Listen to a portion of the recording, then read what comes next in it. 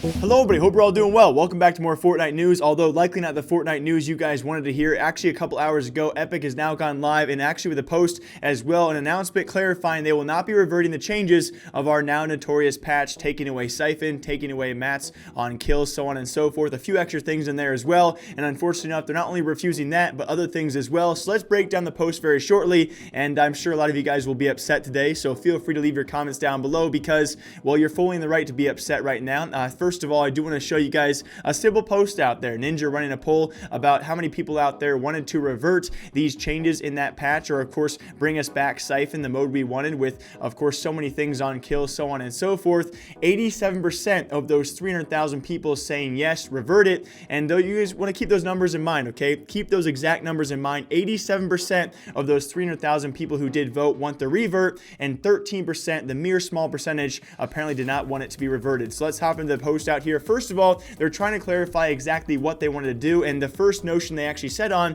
is they want a fun, inclusive game for all people out there. Check mark. Boom. You guys have definitely done that. I will give credit where credit is due. Their second point, though, is very interesting because they go on to say they aim to evolve the game rapidly to keep the experience fresh. They comment more on this later on, so we'll keep that in mind. And yeah, I think we can all agree, you know, based off those two goals, if you're going to make those your two goals, you have certainly achieved that epic. Congratulations. But many games out there, well, these aren't goals for all the games out there because the way you have done things has obviously been not well liked lately. So if you want to set those two goals, congrats, you've accomplished those two things. I think a lot of us out there could name a lot more things that you have simply not accomplished. So let's hop into the first post, what they actually begin to talk about as well during this post, and most importantly, they finally respond to the backlash around the Siphon and material on kill change. Pretty much a TLDR for all of you guys who don't want to read through the entire thing. Epic has now somehow come up with these numbers, which come back into play, okay? I told you before, the 87% of people who wanted this patch reverted. According to Epic, though, it was actually when Siphon was in the game, only the 10% of high-skilled players out there were greatly engaged in the game itself, with 90% of people no longer playing the game. They were frustrated and less engaged.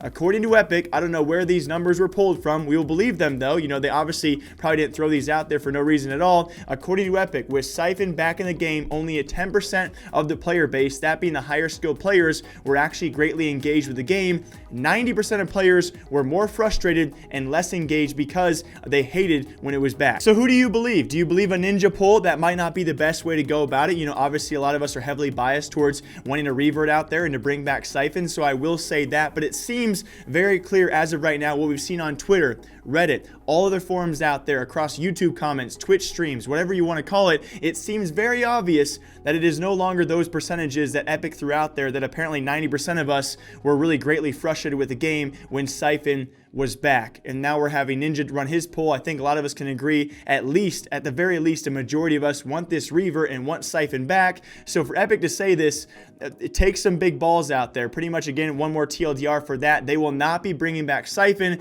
and therefore we still have arena mode, and they ended it off with that. If you guys want Siphon, the old game mode, go play arena mode with solos and duos. Yeah, screw squads. And it really only gets worse from here. We're going to touch on two more segments very shortly. Of course, the next one being stretched res now being taken out of the game. Pretty much everyone out there now fixated on a single resolution, and also many pro players out there wanting FOV slider options to greatly enhance the visibility, especially when it comes to late game. And Epic, I don't know really where this comes from. Their next statement has now become, I don't know if I want to say a meme, but all across Twitter, as they actually do go on to state, fundamentally, we seek to avoid optional settings which provide players with significant gameplay advantage. Fundamentally, we seek to avoid optional settings which provide players with a competitive advantage.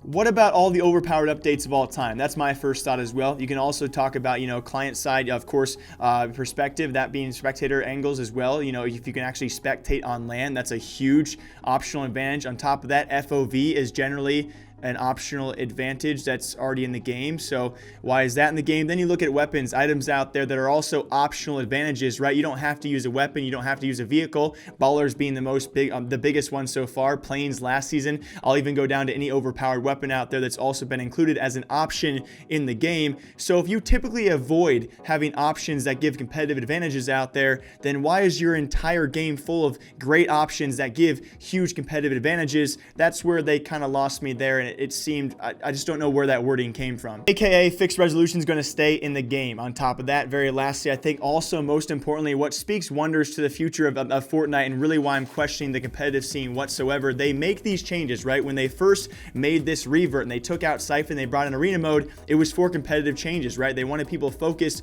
on those competitive players, but apparently it was going to be a big benefit for all casual players as well, and it certainly has not been. So they make these changes and try to appropriate some part of the audience to look at competitive play, which I can greatly understand, and then they say things like this, which just they make literally no sense. They have now given an exception, a TLDR for this very last segment, and it is very important for the future of Fortnite. They have now admitted there will be kind of a leeway with the New York City Finals for World Cup, of course the biggest event in Fortnite history. They will hope to have a stabilized meta and stabilized game, which means no big changes too close to the event. They're going to give one exception for the biggest event in Fortnite history, and they even dare say that yes, this does not apply to any other tournaments in Fortnite. Pretty much after New York City World Cup Finals, they will go on making huge changes, even if it's the same week or a few days or the same day as a big competitive event.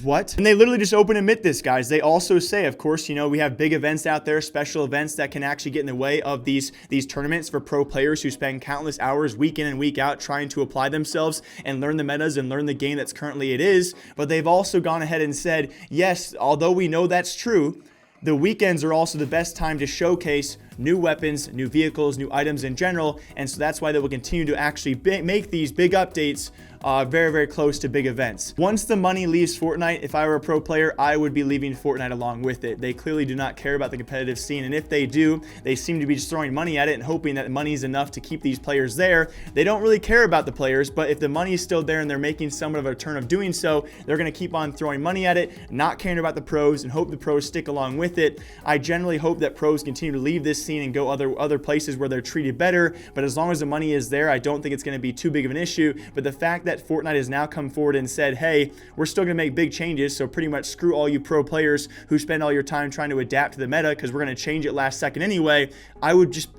It's so frustrating. As always, hope you guys all enjoy. My name is Jake. I'll be back here all weekend long, and of course next week as well, more esports news. I hope you guys all enjoy. Please leave your thoughts down below about this. I know a lot of you guys are probably frustrated, pissed off. Leave your thoughts down below. What was the biggest thing you hated about this? Did you like something about this? And as always, until next time, guys, take care.